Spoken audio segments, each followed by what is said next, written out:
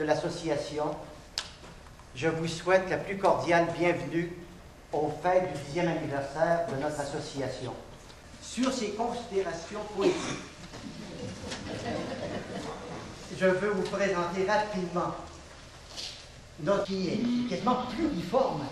Il y a quasiment le don de l'ubiquité. Il est, et je vais rappeler certains éléments des notes que nous avons eues, il est directeur du laboratoire de médecine moléculaire et chercheur au service d'hémato-oncologie de l'hôpital Sainte-Justine.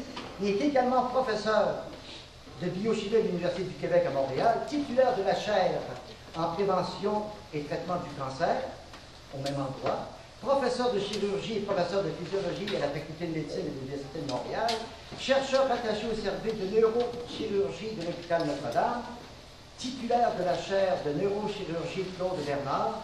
Il travaille aussi à l'hôpital juif de Montréal. Il a écrit plus de 200 articles. J'ai fait des études au séminaire dans ces lieux et j'ai fait mon baccalauréat à l'UQTR, donc je viens à l'occasion parce que ma famille est encore ici. C'est une invitation que j'accepte avec plaisir. Alors, ce matin, on va parler du cancer. La première chose dont je veux vous parler, c'est que quand on regarde les peurs véhiculées dans la population et les risques réels de mourir, on s'aperçoit qu'il y a une dichotomie, un schisme inouï entre ce dont on a peur et ce dont on meurt. Ils parlent à travers le chapeau, ils ne savent pas de quoi ils parlent.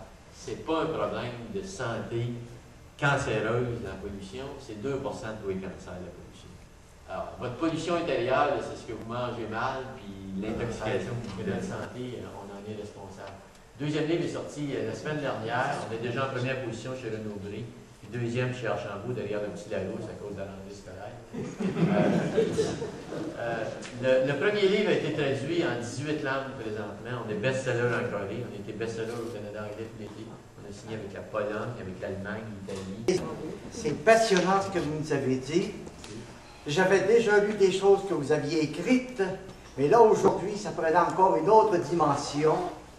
Et je crois que le message que vous avez livré, les informations que vous nous avez données, ne resteront pas comme ça oubliées. Je suis sûr de ça, parce qu'on a, en vieillissant encore plus, même si on a déjà beaucoup de chemin parcouru, on sait qu'on peut améliorer notre état.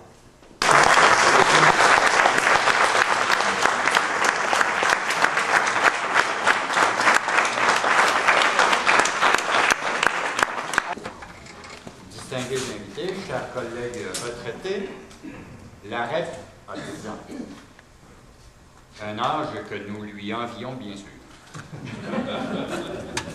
Mais la REP, c'est bientôt l'adolescence pour elle. Imaginez les soubresauts qui s'en viennent. Que devient-il, ce réseau d'écoles? Quel est son état de santé? Pour faire partie du comité responsable d'organiser cet événement. Le comité du 10e anniversaire... Monsieur Guidillon, pour les informations qu'il nous a données sur l'évolution de l'enseignement privé depuis les 10 dernières années.